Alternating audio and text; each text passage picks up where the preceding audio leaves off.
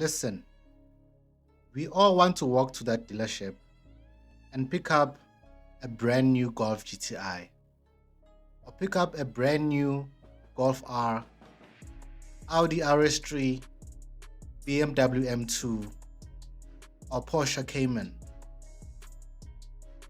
But in the last 10 years, the price of cars has more than doubled. And the cars I'm talking about are not the highest performance end of Audi or BMW or these ultra luxurious brands. They're just the budget alternatives to the high-end performance cars. Well, they were supposed to be budget, performance, hot hatches, or performance coupes, but they're no longer that. Not anymore. With the prices of BMW M2 reaching 1.5 million, the RS3 at 1.4 million, Golf R at over 1 million easy. What are the alternatives? I mean, a Polo GTI is about 550,000 Rand. Half a million for a Polo GTI. That used to be Golf R money in 2017. So what's the alternative then? With new car prices being so high, buying used is a better alternative. Because when you're buying a used car, you're buying something that's already depreciated. The value has already dropped. And that's why you find used cars sometimes being so low when compared to the newer alternatives. But buying a used car is a bit of a gamble if you don't know what you're doing. You really need to research and know how to buy a used car before you buy one. So this is a guide on how to buy a used car properly and avoid all the pitfalls of buying lemons. Welcome to Car Fever.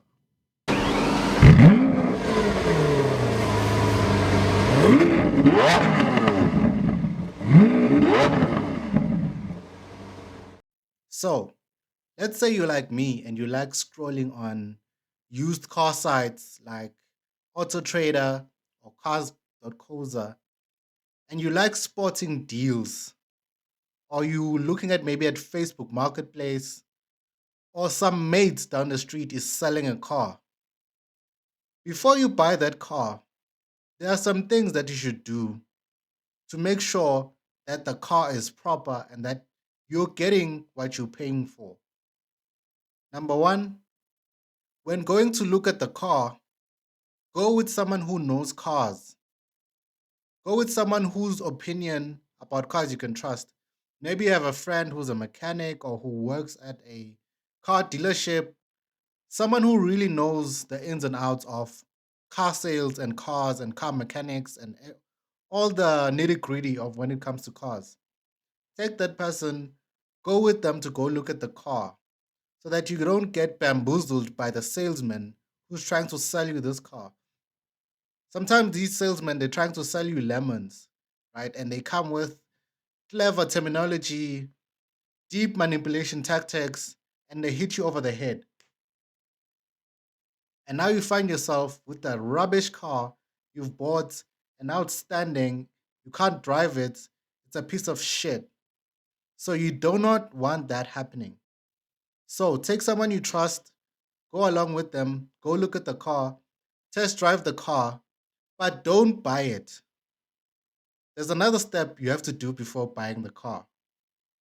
Step two, when looking at a used car that you want to buy and you see it, maybe it's in good condition, the engine is clean, there's no oil leaks, the inside, the interior is clean, everything looks fine.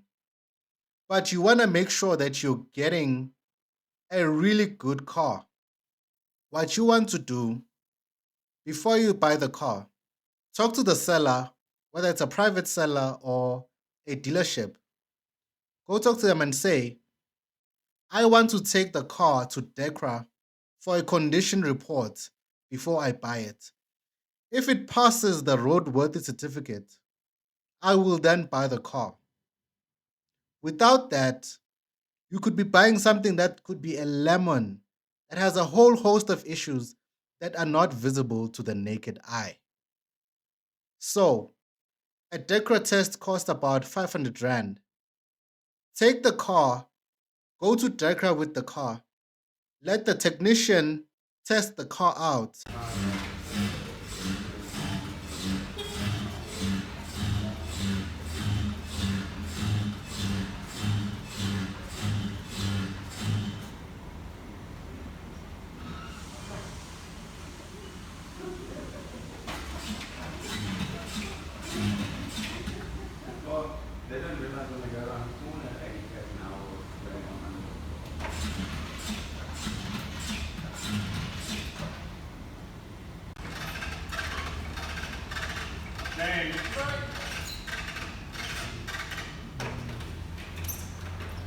You're recording how it's being tested. Yeah. Hey? And after that, they'll write you a condition report of all the things that are maybe missing in the car, or some things that need to be refilled, or some issues they found. Because used cars will always have a little bit of something happening. It doesn't matter what it is. So go there, have the written report, read through the report, understand what it says, and then maybe decide whether you want to buy the car. Because that report will give you a fully comprehensive list of what the car needs or what the car is lacking in and what the condition of the car is. If it's in overall good condition, there's ratings on the condition report that will say this is an A plus or B plus, or this is a complete fail and the car is not roadworthy. To the naked eye, you will never be able to see some of these issues that the car might have. So that's why you need to go to DECRA to get the car tested properly by a professional. And then they come with the results and tell you whether the car is roadworthy, what the car is missing, what's wrong with the car, maybe. Because there's always something when it comes to used cars. There's always something. Number three, after getting the DECRA report and coming back to the seller with the DECRA report, you can then start negotiating on the price of the car based on the report. If maybe it needs some um, aircon refill, brake discs, brake pads, or there's some like little bit of scratches on the paint, whatever it is, you can then start negotiating with the seller or the dealership to bring the price down and get it to where you want it to be. But if you're satisfied with the DECRA reports and everything looks good, you can just go ahead and buy the car. It's as easy as that. But make sure you do all these three steps in a proper manner. Do not take any shortcuts because the main tactic salespeople use when it comes to selling things is where like there's someone else who's really looking for the car and they call me and they say they're on the way. And now you're in a panic because you really want this car and maybe it is a good deal.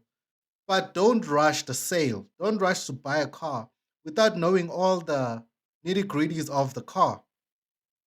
So if they start telling you, ah, there's someone else who's coming to look at the car, say, okay, it's fine. If you're not gonna take the car, if you're not gonna allow me to take the car to DECRA, then I'm just not gonna take the car. Easy as that. Because you don't wanna pour money down the drain. Buying a piece of shit lemon that's not gonna be able to satisfy your daily needs or what you need the car for.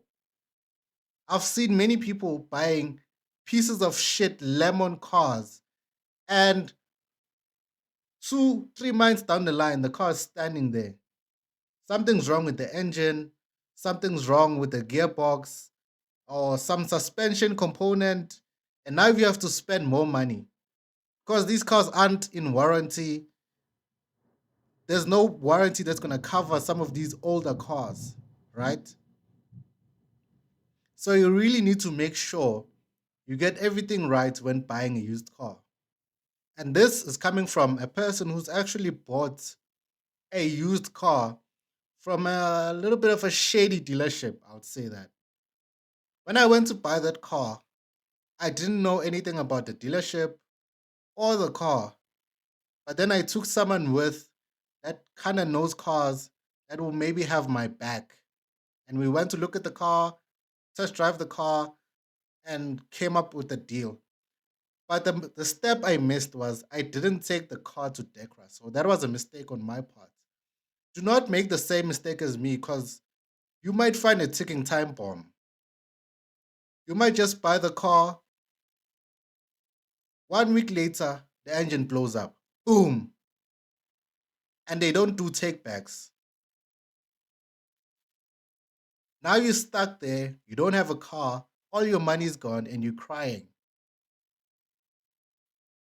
So, listen to me. Do all these 3 steps properly. First, look at the car properly. Go with someone who knows the car. Number 2, take it to DECRA so that they can assess the condition of the car. Then, just number 3, if everything checks out, you can just go ahead and buy the car. If you found any value from this video, hit the subscribe button, thumbs up, and let me know your thoughts on the comments. And let me know some of the experiences you've had with used cars. Thank you for watching. This has been Car Fever's used car buying guide. Cheers. Many men wish death upon me. Blood in my eye, dog, and I can't see. I'm trying to be what I'm destined to be, and niggas trying to take my life away. I put a hole in a nigga for fucking with me. My back on the wall, now you gon' see. Better watch how you talk when you talk about me, cause I'll come and take your life away. Many men, many men wish death on me, Lord. I don't cry no more, don't look to the sky no more. Have mercy on me. These pussy niggas put money on my head, gone. Get your refund, motherfucker.